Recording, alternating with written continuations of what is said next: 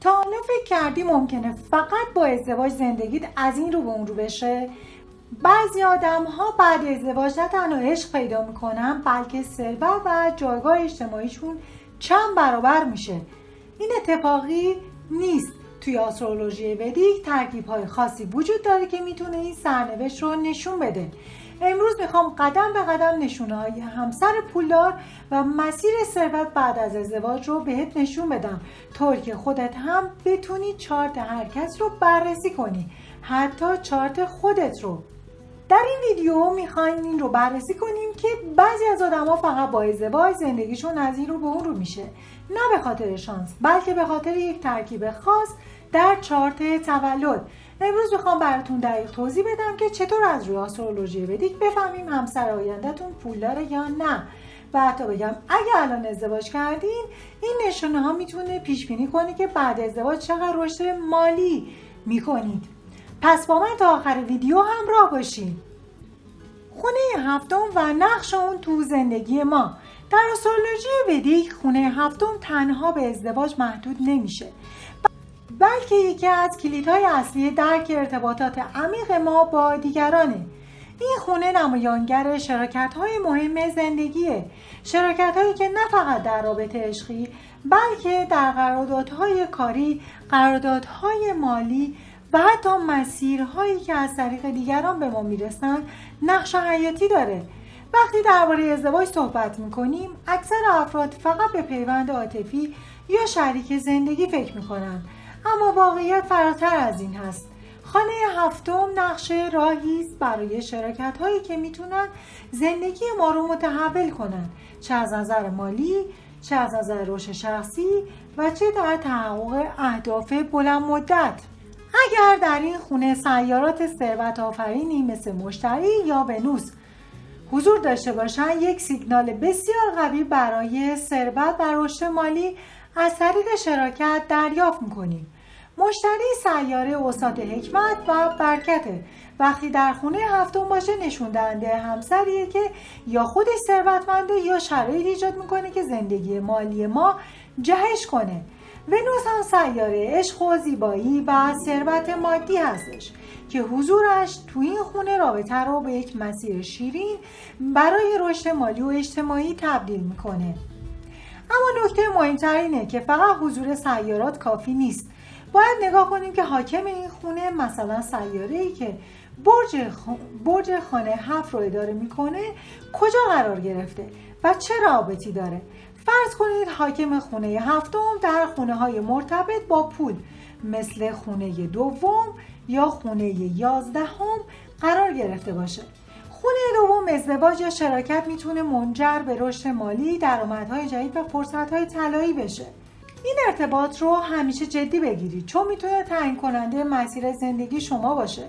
آیا ازدواجی که در پیش دارید فقط یک پیوند احساسیه یا در پس اون یک مسیر طلایی مالی و موفقیت وجود داره؟ همچنین اگه سیاره‌های نیرومند در خونه هفتم به ویژه مشتری یا ونوس ضعیف یا آسیب دیده باشن، ممکنه که مسیر شراکت، چالش‌ها، تأخیرها یا مشکلات مالی همراه بشه. پس دقت کنید که این خونه و سیاراتش به دقت بررسی بشه تا بدونید که چه انتظارهای منطقی و واقع بینانه‌ای میتونید از روابطتون داشته باشید. در نهایت خونه هفتم یک پل ارتباطیه که زندگی شما رو به دیگران و فرصت‌ها وصل میکنه.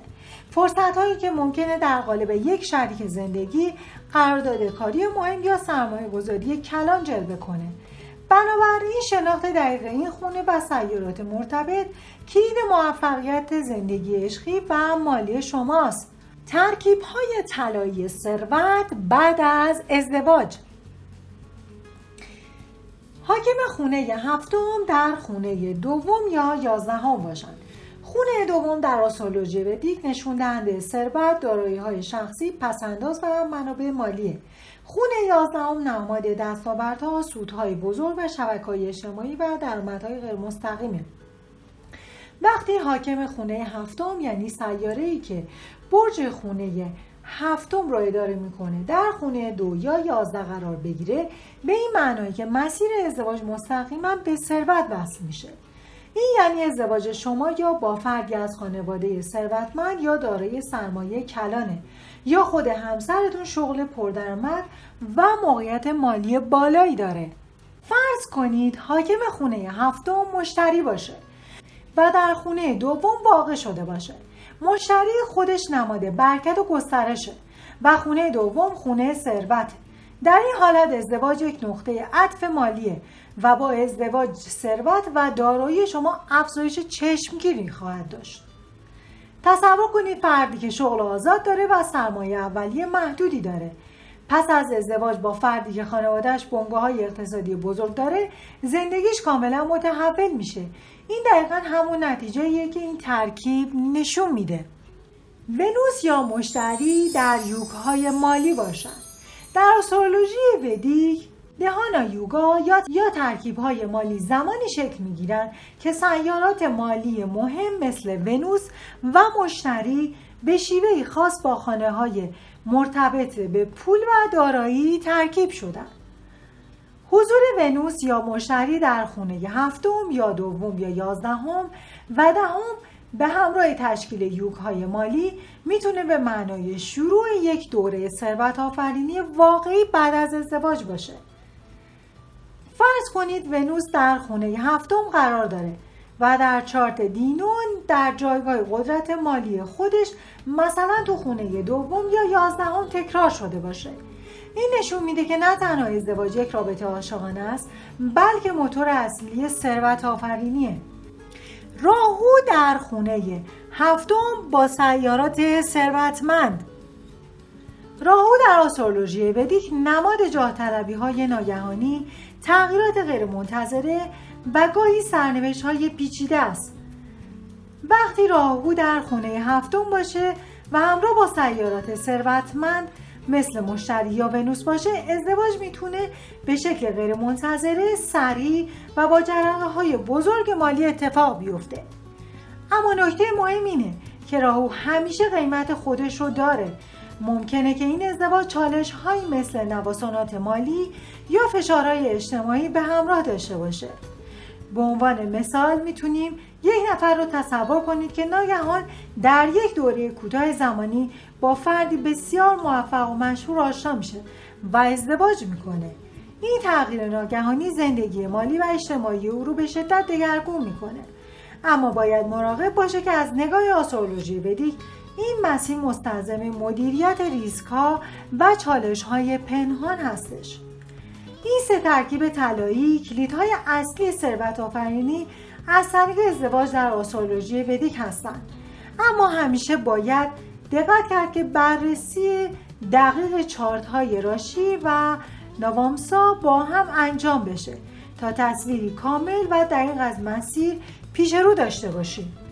اگر یکی از این ترکیب‌ها در چارت شما یا فرد مورد نظرتون باشه، شانس بالایی برای ثروت و موفقیت مالی پس از ازدواج وجود داره. اما همیشه مراقب باشید که ترکیب‌های منفی یا سیارات ضعیف میتونه این مسیر رو پیچیده بکنه. اگر هنوز ویدیویی که در مورد روابط ممنوعه از نظر آسترولوژی ودیک درست کردم رو در کانال ندیدید، همین الان لینکش رو این بالا میذارم، اون رو هم بریم مطالعه بکنید. اطلاعات بسیار مفیدی بهتون میده برای اینکه بفهمید دقیقاً کارماه شما کجاست و چه راهکاری دارین برای رهایی از اون. خب میرسیم به نکات کلیدی درباره ترکیب‌ها در چارت دینو در آسترولوژی ودیک. چارت دینو یکی از مهمترین شاخص‌ها برای بررسی کیفیت ازدواج، همسر و تأثیر ازدواج روی زندگیه. در چارت راشی ممکنه شرایط خوب باشه، اما در چارت دینو کیفیت واقعی رابطه نشون داده میشه.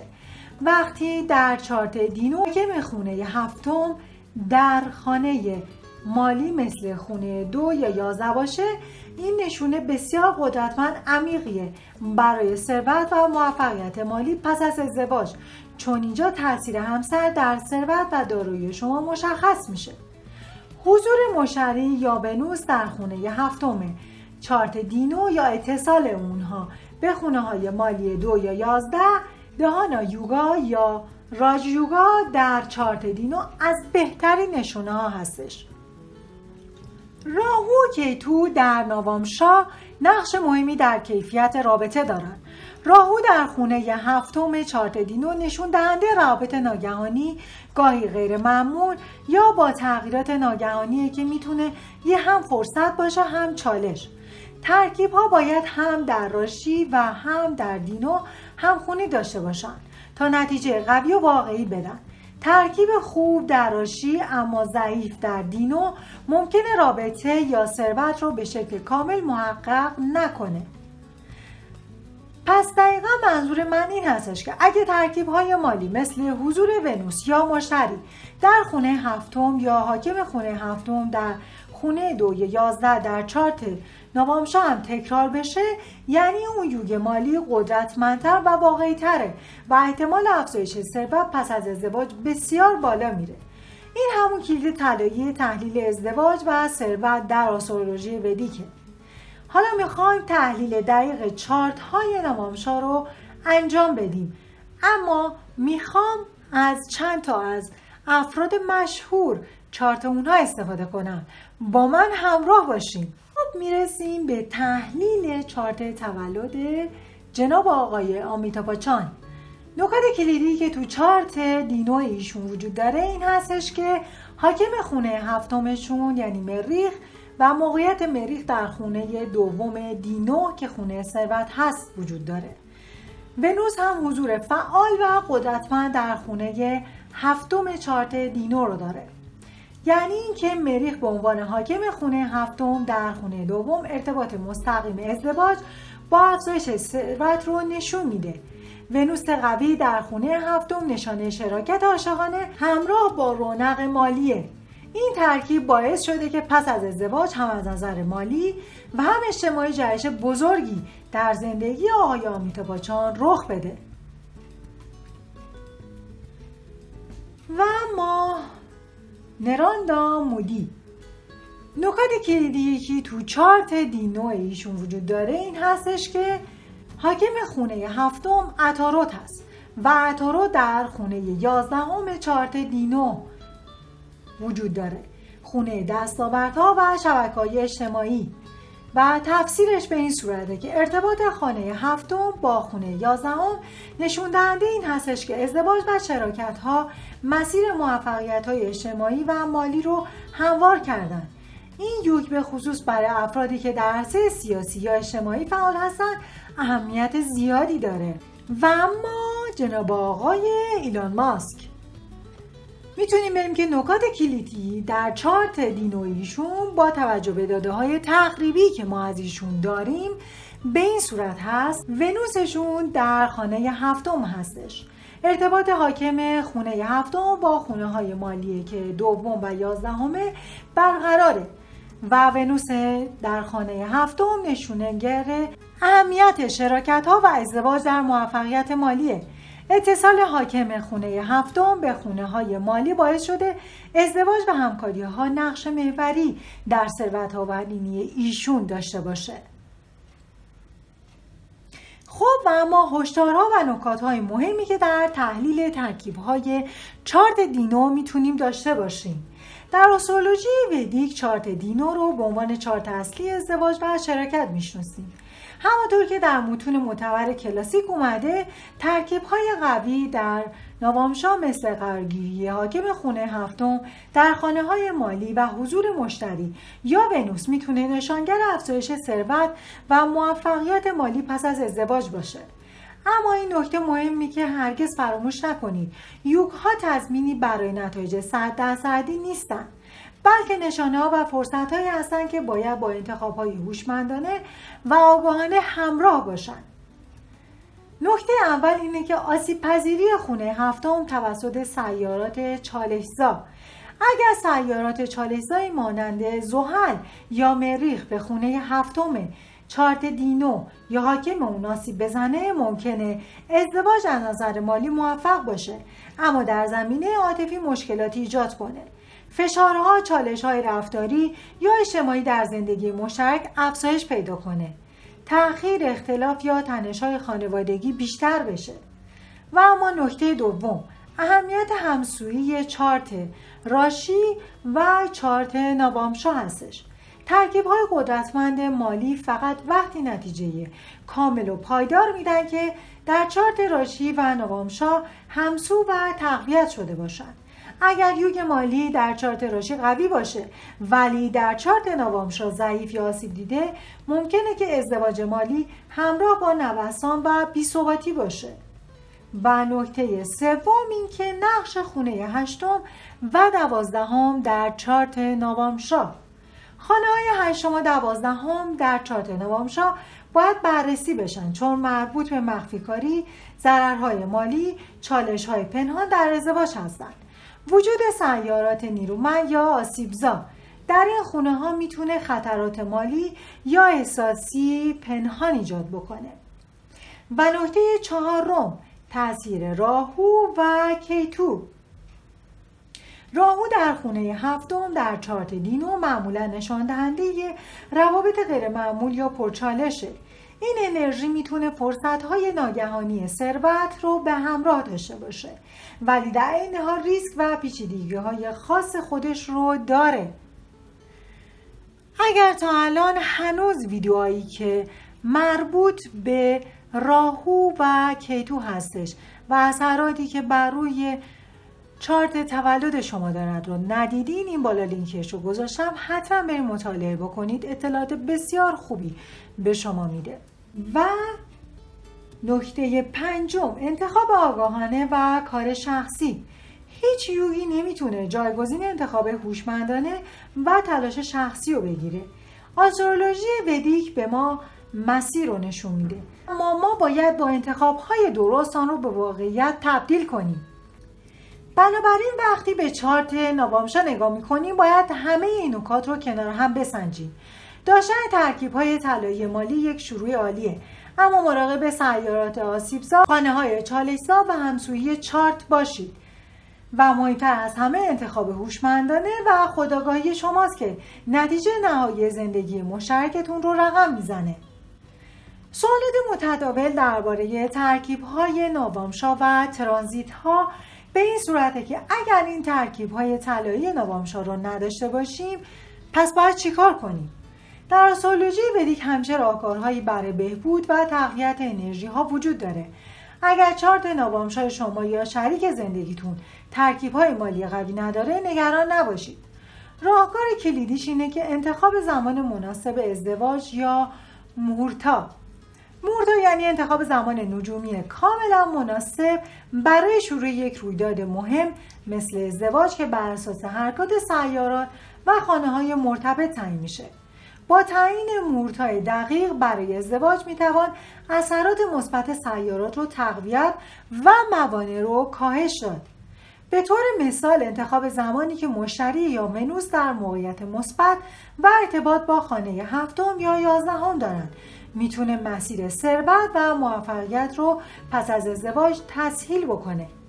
اگر دوست داری در مواقعی در زندگیتون چه ازدواج چه مسائل دیگه این رو بررسی کنید و از ما یک مشاوره خصوصی دریافت کنید، میتونید با این شماره‌ای که این زیر می‌نویسم برای واتساپ هست با من در ارتباط باشید. و سوال دومی که آیا ترانزیت ها مهم هستند؟ قطعاً. ترانزیت های سیارات بزرگ مثل مشتری و زحل نقش بسیار مهمی در فعال شدن یا کند شدن یوگ های نوامشا دارند. ترانزیت های مشتری به خونه 7 یا 11 این ترانزیت ها میتونه فرصت های مالی جدید، رشد درآمد و شروع دوره های موفقیت در زندگی مشترک رو به همراه داشته باشه. ترانزیت زحل به خونه 7 ممکنه که چالش ها، سختی ها و آزمون ها ایجاد بکنه ولی در نهایت میتونه ثبات و عمق رابطه رو تقویت کنه.